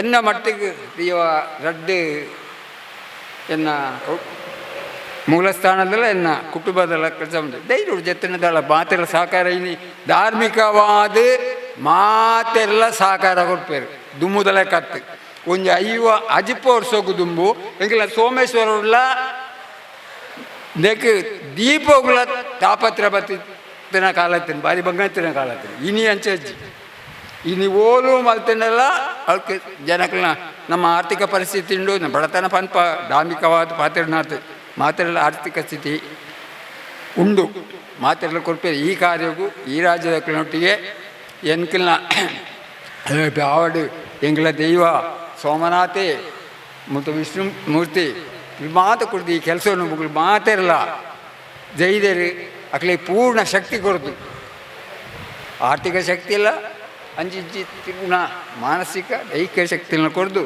ಆ ಕೆಲಸ ಎಲ್ಲಂಜಿ ವರ್ಷ ಏಪ್ರಿಲ್ ಆಖೇರಿಗೆ ಆಪಣ ತೋಜಿನ ಎಂಗಲ್ನ ಮಳಲ್ ಚಾಮುಂಡಿನ ದೈವ ನೇಮಲ್ಲ ಅಂದುಲ ಒಂಜಿ ದಿನ ಲಾಸ್ಟಿಗೆ ಬರ್ಪಿ ಏಪಲ ಅಂಚೆ ಆಪಿನಕ್ಕೆ ದುಂಬು ಅದೇ ರೀ ಆ ಸೋಮನಾಥ ಇಲ್ಲ ದೈವಲ ಆಕ್ಲಿಗೆ ಪೂರ್ಣ ಆಶೀರ್ವಾದ ಆ ಕೆಲಸ ಆಪಿಲೆಕ್ಕ ಅನುಗ್ರಹ ಪಡೆದು ಏನು ದೇವರ ನಟೊಂದು ಮಾತೆರಲ್ಲ ತೀರ್ನಾಥ್ ತನ್ನೋ ಮನದನ ನಂಗೆ ಮಗ ಒಂಜಿಲ ಜನಗಳು 2 ಲಕ್ಷ ಜನ ನಿರ್ಮಾಣ ಮಾತಾಡೋದು ಕೆಲವು ಜನಕ್ಕೆ ತ್ರೀಕರಣ 3 ಇಂಚ್ ನಮ್ಮನ್ನ ಸಾಯಲ್ಲ ಮಾಡ್ಕೊಳ್ಳಿ ಏನು ಲೆಕ್ಕಂತ ದನವಂತೆ ಕಮ್ಮಿ ಆಡಲ್ಲ ತನು ಕಮ್ಮಿ ಆಡಲ್ಲ ಮನೊಟ್ಟು ದಾನ ಬೇಕಿದ್ದಾರೆ ಅಂಚಾದ್ರೆ ಆಗ್ಲಿ ಪೂರ್ಣ ಸಹಕಾರ ಮಾತು ಅವ್ರಿಗೆ ಕೊಡ್ದು ಆಗ್ಲ ಉತ್ಸಾಹವನ್ನು ಕಮ್ಮಿ ಅಲ್ಪ ಅನ್ಲೇಕ ಮಾತ್ರ ಸಹಕಾರ ಕೊಡೋದು ಈಗಲ ಮಾತ ತರತಕ್ಕ ಅದಕ್ಕೆ ಏನಿದೆ 2 ಪಾತ್ರೆ ಉಂಟು.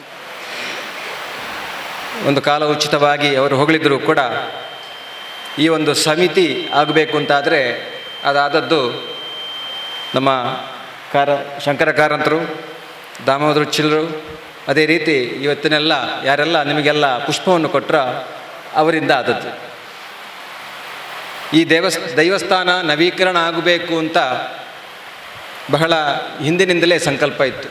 ಕಳೆದ ಜೀರ್ಣೋದ್ಧಾರ ಆಗುವಾಗಲೇ ಈ ದೈವಸ್ಥಾನಗಳನ್ನು ನವೀಕರಣ ಮಾಡಬೇಕು ಎಂಬುದು ನನ್ನ ತಂದೆಯವರ ಕೂಡ ಆಶಯ ಆಗಿತ್ತು. ಆದರೆ ಅದಕ್ಕೆಲ್ಲ ಒಂದು ಕಾಲ ಹೇಗೂ ಬಂತು ಅಂತಾದರೆ ನಮ್ಮ ದೇವಸ್ಥಾನದ ದೇವರ ಚಾಕರಿ ಮಾಡಲಿಕ್ಕೆ ಅದಷ್ಟು ಕುಟುಂಬಗಳ ಉಪಸ್ಥಿತಿ ಅಥವಾ ಅವರ ಪ್ರತಿನಿಧಿಗಳ ಕೊರತೆ ನಮ್ಮ ಮುಂದೆ ಇತ್ತು. ಆ ಪ್ರತಿನಿಧಿಗಳ ಕೊರತೆ ಒಂದೊಂದಾಗಿ ನೀಗಿತ್ತುತ್ತಾ ಬಂದದ್ದೆಂದರೆ ದೇವರೇ ಕರೆಸಿಕೊಂಡು ಅಂತ ಅನಿಸ್ತದೆ.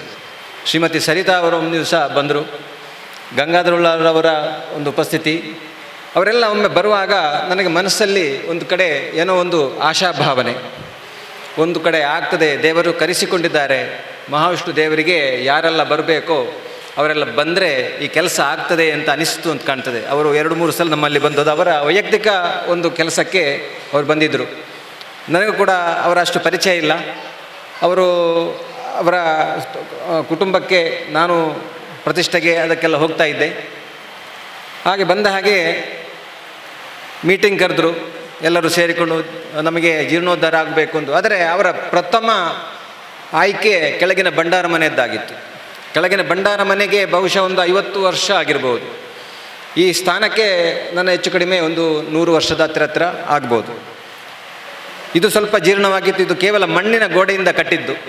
ಅದರ ಮೇಲೆ ಸುಂದರಾಚಾರ್ಯರ ಹಿರಿಯರಿರುವಾಗ ಅದಕ್ಕೆ ಮೇಲಿನ ಒಂದು ಮರ ಎಲ್ಲ ಬದಲಾವಣೆ ಮಾಡಿ ಒಂದು ಜೀರ್ಣೋದ್ಧಾರ ಮಾಡಿದ್ದು ನನ್ನ ಅಜ್ಜನ ಕಾಲದಲ್ಲಿ ಇರಬಹುದು.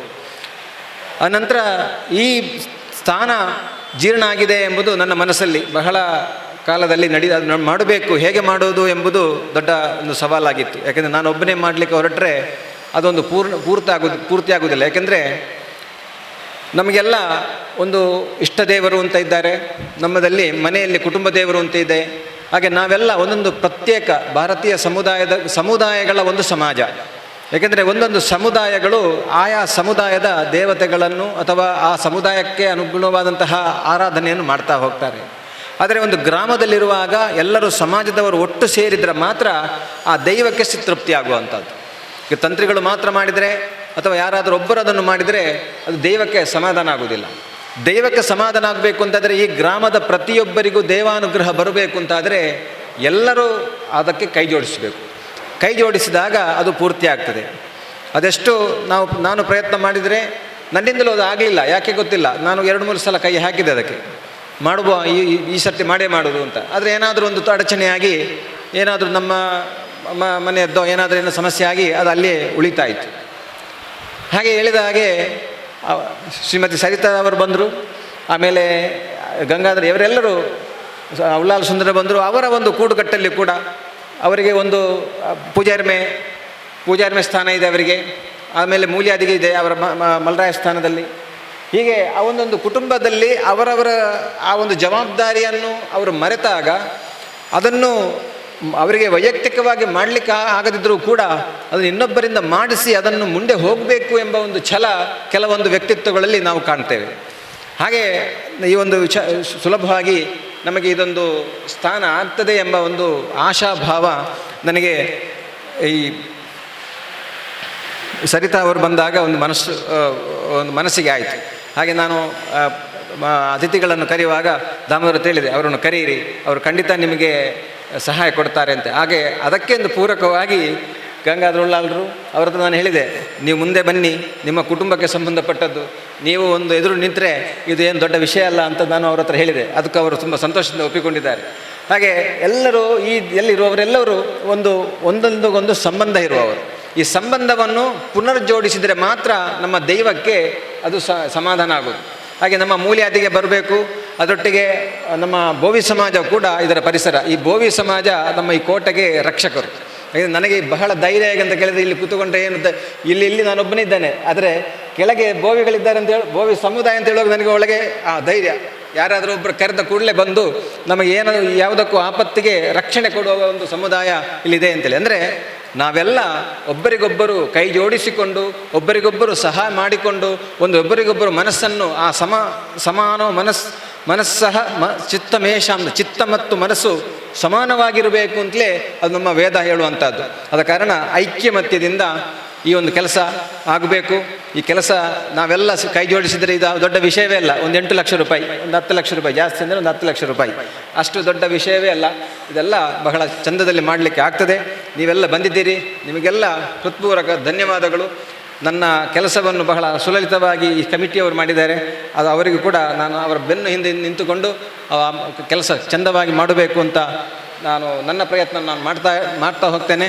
ನಿಮ್ಮೆಲ್ಲರ ಸಹಕಾರದೊಂದಿಗೆ ಈ ಒಂದು ಕೆಲಸ ಆದಷ್ಟು ಶೀಘ್ರವಾಗಿ ಆಗಲಿ. ಮುಂದಿನ ಏಪ್ರಿಲ್ ತಿಂಗಳಲ್ಲಿ ಅದನ್ನು ಪುನಃ ಪ್ರತಿಷ್ಠೆ ಹಾಗೂ ಬ್ರಹ್ಮಕಲಶೋತ್ಸವ ಮಾಡಲಿಕ್ಕೆ ನಮಗೆ ದೇವರ ಅನುಗ್ರಹ ಕೊಡಲಿ. ಹಾಗೆ ನಮ್ಮ ಚಿದಾನಂದರ ಒಂದು ವಿಷಯ ಹೇಳಿದರು. ಈ ದೇವಸ್ಥಾನಕ್ಕೆ ಧೂಮಾವತಿ ಬಂಟನಿಗೆ ಒಂದು ಸಣ್ಣ ಒಂದು ಚರಿತ್ರೆ ಇದೆ. ದೇವಪೂಂಜ ಅಂತ ಕೇಳಿರ್ಬೋದು ನೀವು.